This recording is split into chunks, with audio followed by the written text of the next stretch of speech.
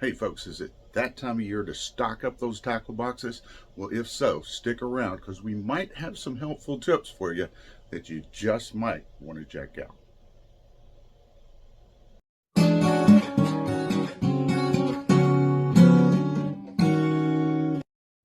Well, many of us stock our tackle boxes all through the fishing year, and that fishing season never actually ends. But for some people, the water just gets too rough, the weather just gets too nasty and too cold for people to get out.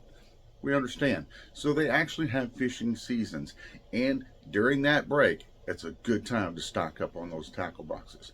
We're going to show you some of my stuff and maybe have some tips for you that you might want to take advantage of. Tackle box, tackle bag, or a backpack, it really doesn't matter as long as you have the equipment you need inside so you're ready to fish. Some of the first things we'll go over are some of the boxes that I keep in my tackle bag. Now, whether you use a bag, a box, or a backpack really doesn't matter as long as you have your necessities. Now, the first thing we're going for here to demonstrate is my hooks. And as you can see, I'm using a lot of circle hooks.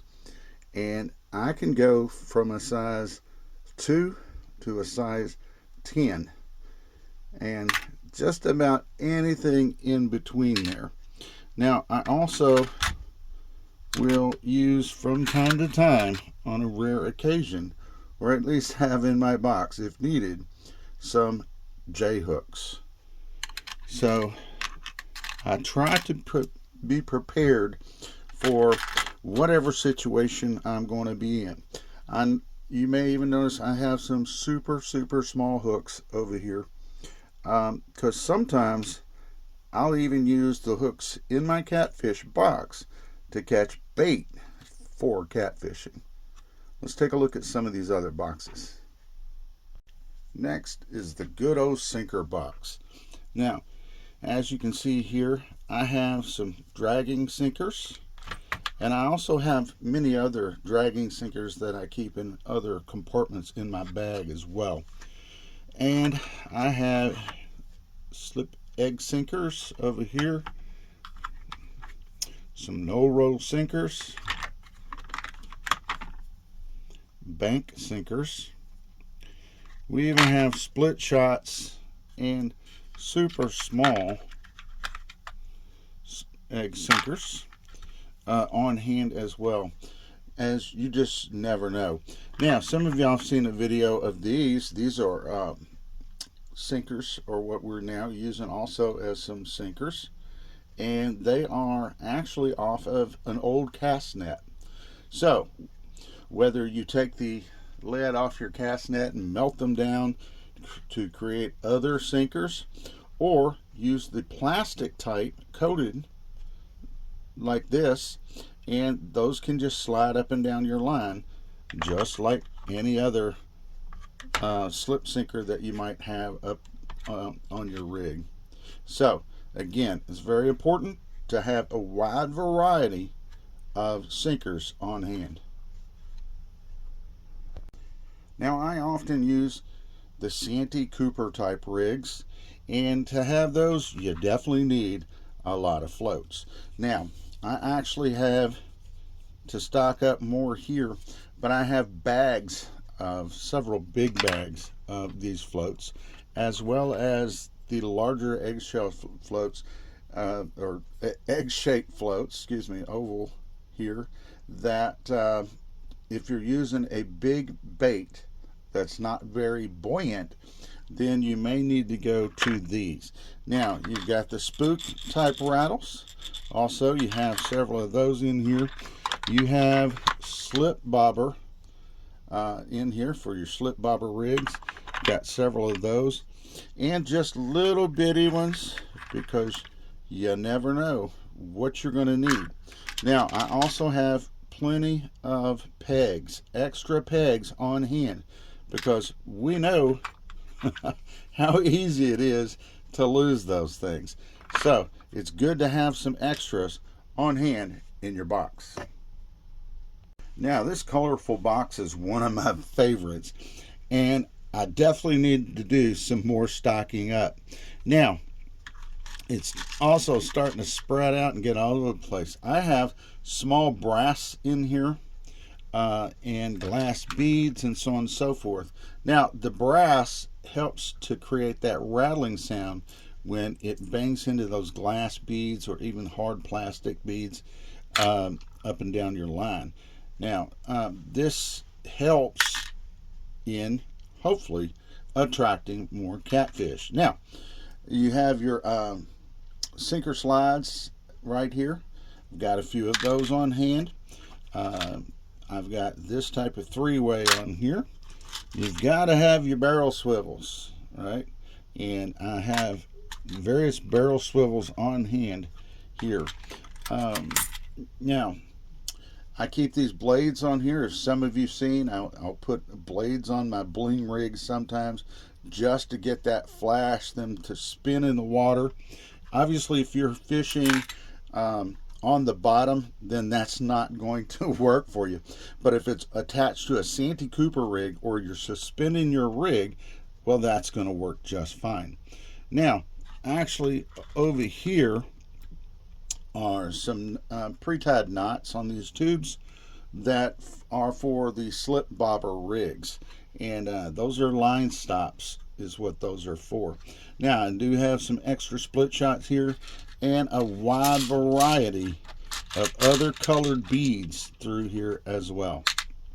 Also in this box, I have some good old rattles.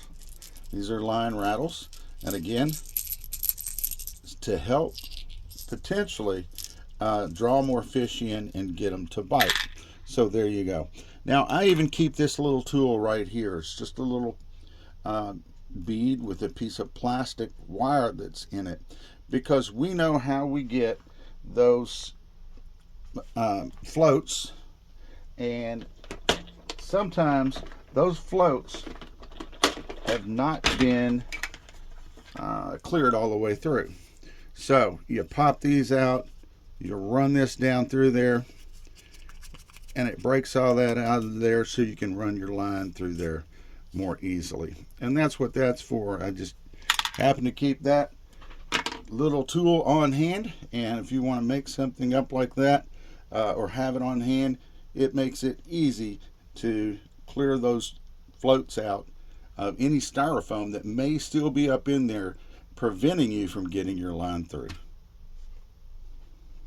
Something else that's very important to have an extra amount on hand, or in the boat or in the bank, wherever you're going to be fishing. You want to have these in your tackle box for sure, because you're going to need them from time to time. Sometimes our line on our reels just mess up, or we got a lot of line out and then we hook up, we snag something, we break off, whatever, we lose excessive line. So we want to make sure we have some on hand so our day is not ruined. We can go ahead and put some more line on if needed. Also, this allows you, if you are creating your own leaders as you're there, and you want to use some monofilament or fluorocarbon or whatever, you have that on hand and you're ready to go. Now, this is not something I always do, but from time to time you get bored and you just go ahead and you get some pre-made leader lines made up. So I have some right here. I have 10 hooks, leader lines, already in a bag, hooked up, ready to go, and they just have to be attached to the main line, and I'm ready to fish.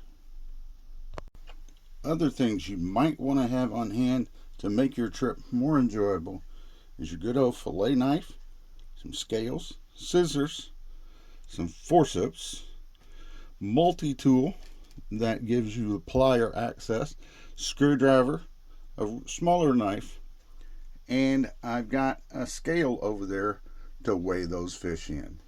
Now, I usually catch or also have on my boat or with me a larger pair of pliers. I don't have them with me today, but that's something else you might want to have on hand.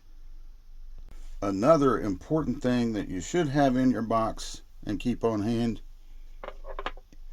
is at least a small first aid kit. Me and Miss Tammy call it bleeding for the cause. That's right. It seems like most any time we're out, one of us at least gets a little nick that we end up, having to take care of. So, having a first aid kit on hand is definitely a must in that bag. It's better safe than sorry.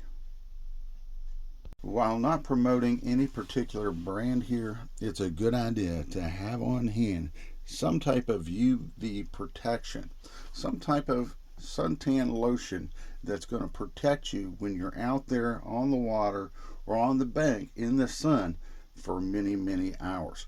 It builds up over a period of time and can be very dangerous. So it's better safe to have this on hand and definitely use it. Well, I hope taking a peek inside of my box at some of the things that I use and I stock up can help you in your next fishing season. Folks, take care. Be sure to give us a thumbs up on this if you would, and subscribe if you haven't done so already. And we'll catch you back next time, either on the bank or in the boat, right here on B&T Catfishing Adventures.